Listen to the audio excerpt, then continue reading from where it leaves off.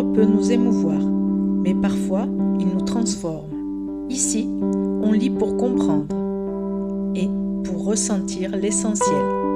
Bienvenue dans Lecture et Essentiel. Dites-moi la vérité. Quand vous entendez le mot cimetière, à quoi pensez-vous? À la tristesse? Au silence? Au gris? Et si je vous disais que le plus bel endroit pour apprendre à vivre se trouve précisément derrière une grille en fer forgé? Aujourd'hui, on ne va pas seulement parler d'un livre, on va parler de votre rapport à la vie. Avant de commencer, dites-moi en commentaire, quel est le dernier livre qui vous a vraiment fait pleurer?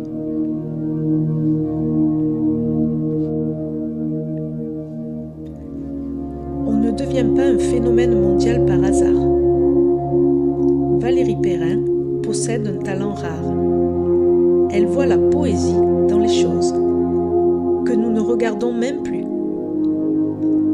Un rayon de soleil sur une table, une tasse de café encore chaude, un silence partagé entre deux personnes. Son écriture est simple, mais elle murmure directement à l'âme.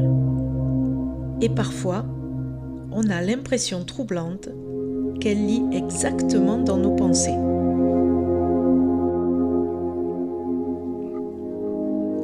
Au centre de cette histoire, il y a Violette Toussaint. Violette est garde-cimetière en Bourgogne. Un métier discret, presque invisible. Et pourtant, elle observe les vivants, comme personne. Autour d'elle gravitent des personnages lumineux, imparfaits, drôles, profondément humains.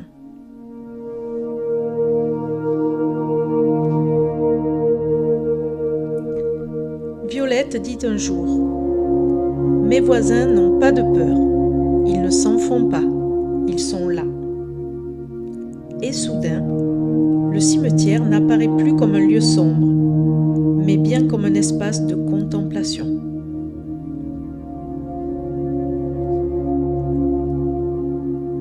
Mais derrière cette douceur, une question traverse tout le roman. Pourquoi Violette vit-elle seule? Peu à peu, l'histoire se dévoile comme un puzzle émotionnel. Et un jour, elle accomplit un geste simple. Elle ouvre les rideaux, elle prépare du thé et elle change l'eau des fleurs. Parfois, recommencer une vie commence exactement comme cela.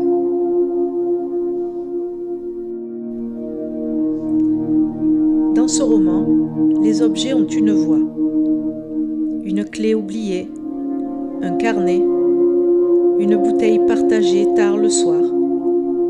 Chaque détail conserve la mémoire de ceux qui sont passés par là.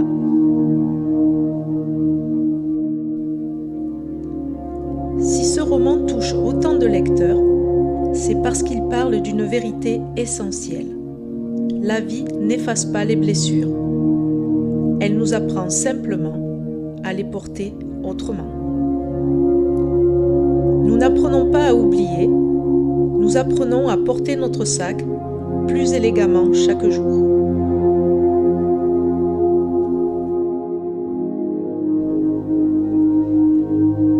Alors si ce livre était une sensation, voici ce qu'il serait. Dites-moi si ça résonne en vous. Si c'était une saison, ça serait l'automne doré. Si c'était un parfum, la pluie sur le bitume ou alors le café fumant. Si c'était un bruit, le froissement d'une lettre qu'on déplie, lentement, méticuleusement. Si c'était un vêtement, ce serait un grand manteau de laine un peu usé. Vous voyez, ce vêtement qui vous protège du monde entier, celui qui réconforte. Si c'était un goût, ce serait un sablé au beurre dans un thé brûlant. Et si c'était une fleur, ce serait une pivoine, froissée, mais capable d'une éclosion spectaculaire.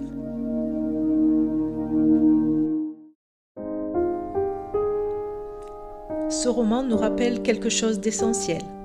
Les histoires les plus puissantes ne parlent pas de la mort. Elles parlent de la manière dont nous continuons à vivre. Alors, dites-moi, quelle est la petite joie toute simple qui a illuminé votre journée aujourd'hui?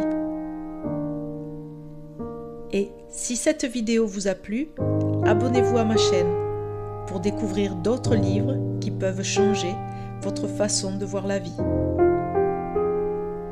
Et d'ici là, n'oubliez pas de prendre soin de vos fleurs intérieures.